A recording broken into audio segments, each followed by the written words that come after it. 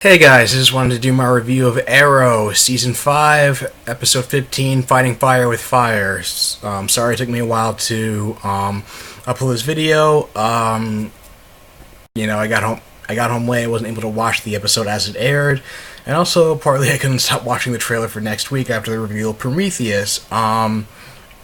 Basically, it turns out that even though I wanted it to be Talia al Ghul, and it was part of some plot to avenge the whole fall of the League of Assassins through, and were in her plans to regain control of the League of Assassins, and her whole plans fell through over the course of the last two seasons of Arrow. And guys, it could have been a girl. Like they can be an A cup, they can tape down the bra, like whatever. But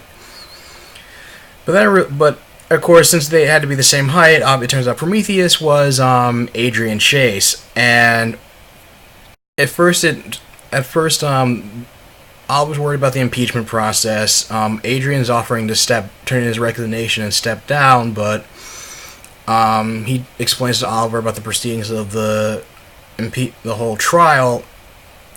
The councilman will vote by.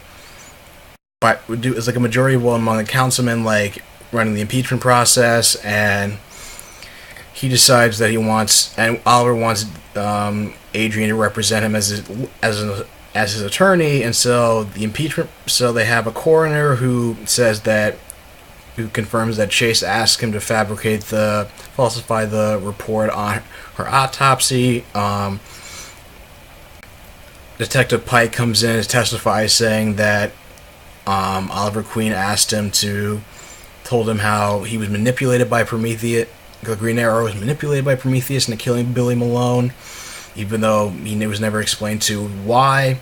But at the same and the other thing they have to worry about, and the other problem they have is that it also puts, because of the reveal to the public, it also puts Oliver in the crosshairs of Vigilante, who turns out to be who ends up ambushing their limo and firing on it. And even though Oliver's able to put up a fight, Oliver's able to tries to take cover. Thea and Dinah are part of it, or in the limo too, and because of Dinah's canary cry, he knocks off a piece of Vigilante's visor, and Thea tries to tackle Vigilante, but is able to throw Thea aside with almost like he has super strength, almost across the room, but across the really throw really far, pretty much. And but Vigilante gets away. Dinah notices the piece of the visor, but Adrian takes it away briefly to take it down to the SCPD, but Dinah's able to get it back. Curtis has actually been working on his T-Spears, which has this emits a laser that's able to use as a means to not only scan the piece of the visor, but also use it as a means to kind of track the origin of where the visor came from, and basically use it as a tracker for Vigilante, who's essentially who in the adjacent building was going to try to target Oliver Queen during a press conference. And because he's giving this press conference because Adrian wasn't able to convince the councilman to allow Oliver himself to testify in the trial, he decides to go to the press conference and say that he has to throw somebody under the bus, and he decides it's going to be Green Arrow, and says that as the mayor, he covered it up because he didn't want to tell the public that the Green Arrow was a cop killer because they lost so many heroes already, and that he orders for the arrest of the Green Arrow, which was like what Prometheus wanted, but basically to be no longer seen as a hero. And I also got to mention there's this really cool fight between Vigilante and Prometheus on top of a roof, and at first you kept thinking is why isn't Adrian, why haven't they just revealed Adrian Chase as Vigilante, just because Vigilante always sounds like Adrian Chase trying to do a Batman voice. Prometheus eventually overpowers Vigilante and knocks him off the roof, but he somehow disappears and survives the fall. And that's the scene where Prometheus takes off his mask, revealing that it's Adrian Chase, and makes a phone call saying to the police saying that he's seen Vigilante in the vicinity as a way because like he's been saying throughout the all season, he's the one who wants to kill. He's the only one that gets to kill Oliver Queen. Like he doesn't when the time comes, but he wants to, of course, torment him first. And during the whole impeachment process, Thea asks Felicity to dig up dirt on the councilman who's going to be responsible for the swing vote, and they find out that he had a wife who committed suicide, but he covered it up as the death as an accident, and they want to use it to blackmail him into, having the charges dropped against Oliver. Oliver confronts both Thea and Felicity, convincing Felicity not to go through with it. Thea's insisting that it's politics. They have to do it. He's not going to be able to do the good that he can as mayor, or continue to do the good work that he has done so far as mayor, if he's impeached. So that's why she hasn't sent the email out to blackmail the councilman, but she was planning on it, and she eventually decides not to, and so she turns in her letter of resignation, feeling like she's become too much like Moira, and that it's almost like the bloodlust that she had in season 4 is almost replaced with like dirty politics, and now she has to just leave to go find herself, which seems kind of a little repetitive.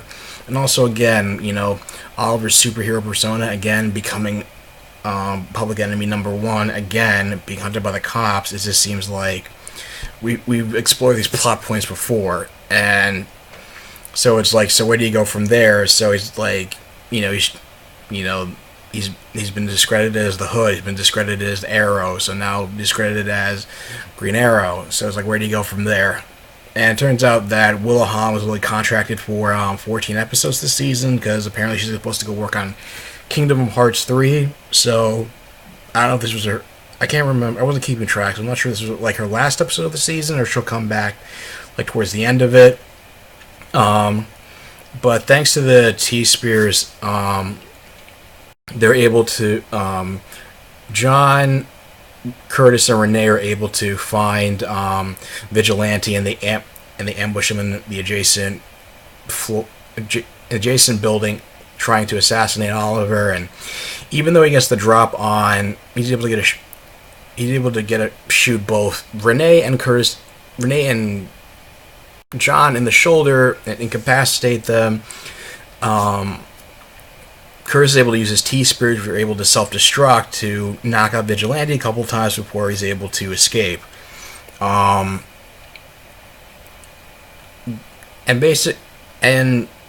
also another side plot was Curtis was getting a phone call from Paul, and there was all this buildup of him trying to get that he thinks like, they're going to get back together, and he's made reservations for them at a fancy restaurant. It turns out that he just made that was just there to hand over divorce papers to Curtis, which feels like kind of a dick move, and really puts Paul in unsympathetic light, just because of the fact that it's like you reserved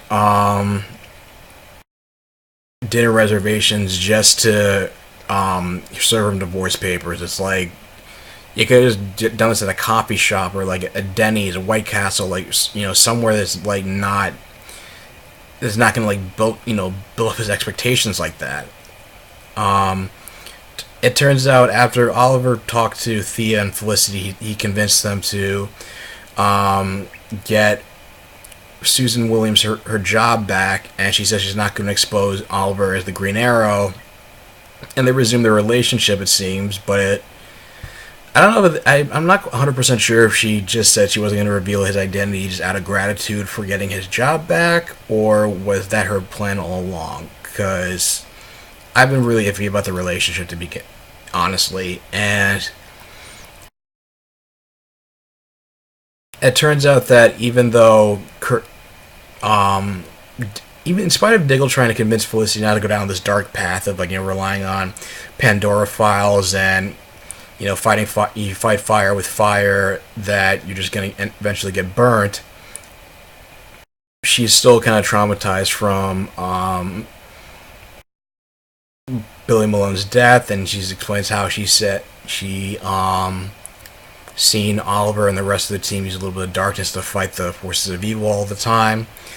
And Diggle explains that her greatest power is empathy, and she's the heart of the team. But it ultimately doesn't take, because she's seen meeting up with a girl from a couple episodes back, who was like fangirling over Felicity, saying that she's officially going to join Helix because it wasn't for like the work, because of having a backup team, because of someone working, because of Diggle and everybody working together as a team to save Oliver's life, that she feels like she has to work, that her affiliation with Helix is going to help her become more effective as a hero. So we're going to have to see how that plays out. But again, the only reason why I thought it was Talia, I just thought maybe it would be cool that, maybe she was basically, molding Oliver into be a vigilante when she got back to Star City in order to, get the attention of the League of Assassins, because she seems to be the only League member who tries to abide by their code of playing judge and jury. Get the attention of Ra's al Ghul and be like, hey, and they're like, hey, Dad, like, since this is gay, this is somebody that I can marry and become like your next, take your mantle, and then they can have an heir and all that other stuff. But then, of course, it all went to hell with Ra's getting killed by Oliver, and then Oliver making Malcolm Merlyn the new Ra's, and then Nyssa eventually taking over as the new Ra's, and then dissolving the League of Assassins, that she just wanted revenge for not only losing her father, but also like the power to play, also the power to be the head of the League of Assassins. And the whole like Justin Claiborne thing would have been like, oh, you took the life of somebody else, of someone's father, just the way you took the life of mine. But I was wrong, and he's one of the top candidates, or one of the, for who people thought would be not just vigilante, but also Prometheus. There and other stuff being thrown around that maybe he was being the vigilante and Prometheus at the same time. Obviously not, but I'm kind of excited to see where this goes anyway. But it does kind of leave the door open as to who is vigilante now, because I'm fresh out of idea, because I'm not even sure. So I guess like maybe Adrian Chase may or may not be Justin Claiborne's son, or maybe that was just another red herring. I mean, there's still 8 episodes left in the season. We won't. The next episode's not going to air until March 15th, so maybe we'll get a little bit more of his backstory. But anyway, guys, what do you think of the episode? Do you like the idea of Adrian Chase being Prometheus? Who do you think is vigilante now? Leave your thoughts in the comments down below. If you like this video, like, share, and subscribe, and I'll talk to you guys soon. Take care.